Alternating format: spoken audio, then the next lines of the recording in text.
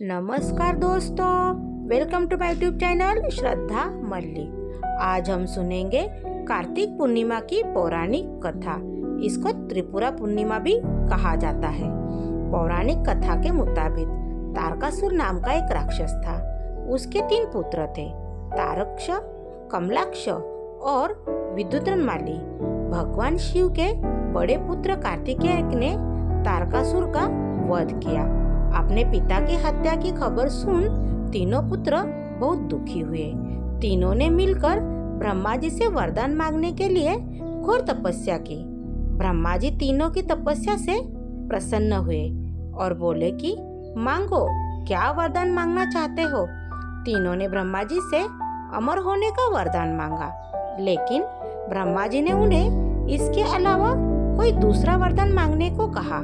तीनों ने मिलकर फिर सोचा और इस बार ब्रह्मा जी से 3 अलग अलग नगरों का निर्माण करवाने के लिए कहा, जिसमें सभी बैठकर सारी पृथ्वी और आकाश में घूमा जा सके।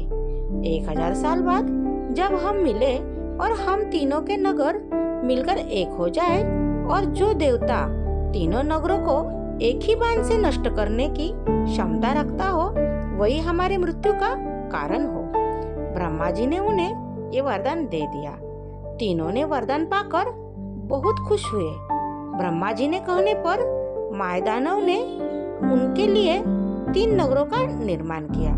तारक्ष के लिए सोने का, कमला के लिए चांदी का और विद्युतमाली के लिए लोहे का नगर बनाया गया। तीनों ने मिलकर 3 लोकों पर अपना अधिकार जमा लिया।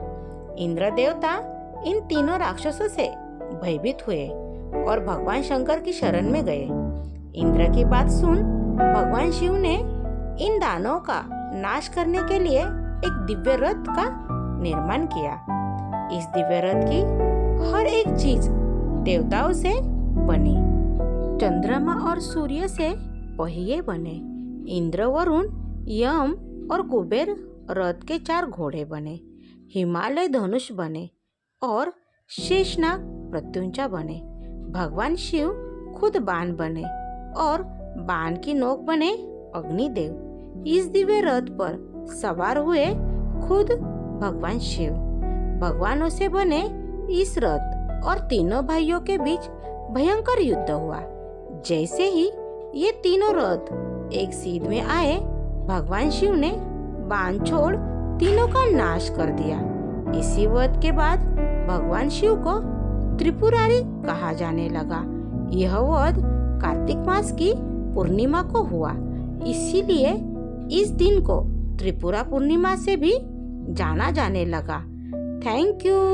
ऐसी कहानी सुनने के लिए मेरे चैनल को सब्सक्राइब कीजिए, कहानी को लाइक कीजिए और अपने दोस्तों में शेयर कीजिए।